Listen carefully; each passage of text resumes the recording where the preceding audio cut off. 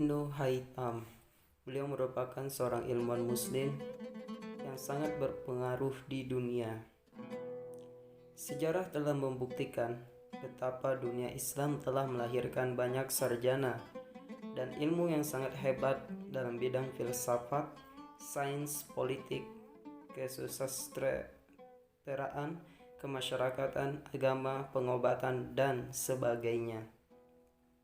Salah satu ciri yang dapat dilihat pada para tokoh ilmuwan Islam ialah mereka tidak sekedar dapat menguasai ilmu tersebut pada usia yang muda, tetapi dalam masa yang singkat dapat menguasai beberapa bidang ilmu secara bersamaan.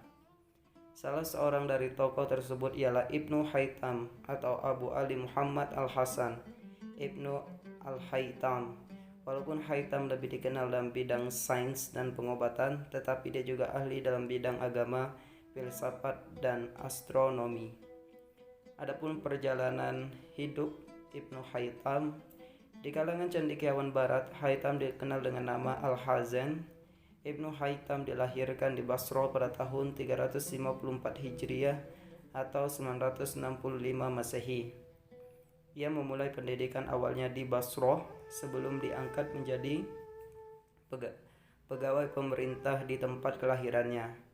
Setelah beberapa lama bekerja di pemerintahan, Haytham pergi ke Ahwaz dan Mesir. Di perjalanan ke Ahwaz, Haytham menghasilkan beberapa karya tulis yang luar biasa.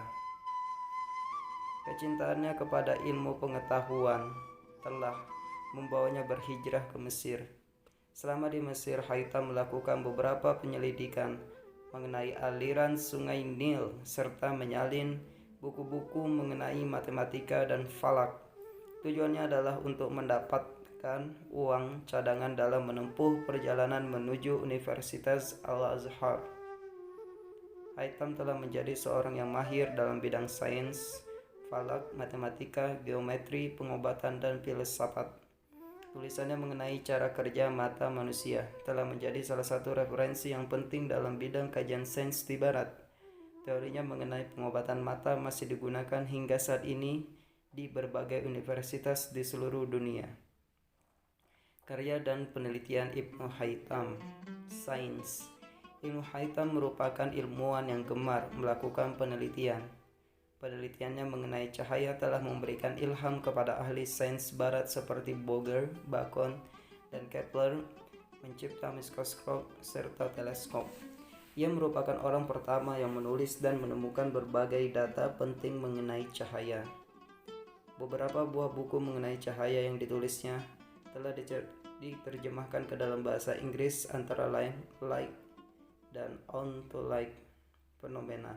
Kajiannya banyak membahas mengenai senja dan lingkaran cahaya di sekitar bulan dan matahari serta bayang-bayang dan gerhana.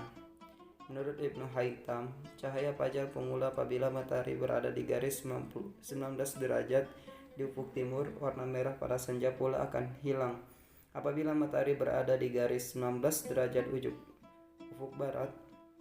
Dalam kajiannya dia juga telah berhasil menghasilkan kedudukan cahaya seperti bias cahaya dan pembalikan cahaya.